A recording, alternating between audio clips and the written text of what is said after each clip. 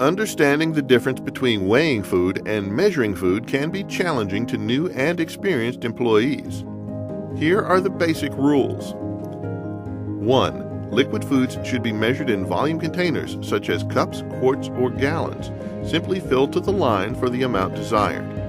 2. Dry foods may be weighed or measured. Weighing dry foods is more accurate than measuring because foods have different densities and amounts of air, so the same weight may not measure the same. Also, measuring can be inaccurate among the staff. 3.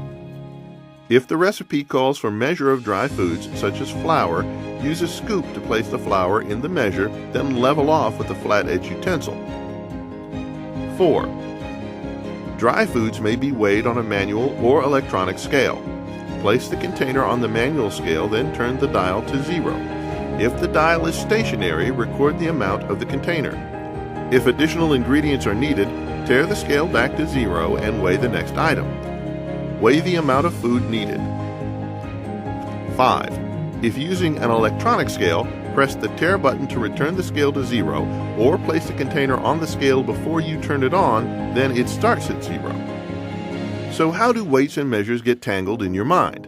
When you use the measure as a weight, you're likely to end up with the wrong amount. For example, if your recipe calls for 8 ounces of shredded cheese and you measure 1 cup, you're missing half your cheese. To convert the weight to measure, weigh the ingredient first, then transfer the amount to the appropriate measure.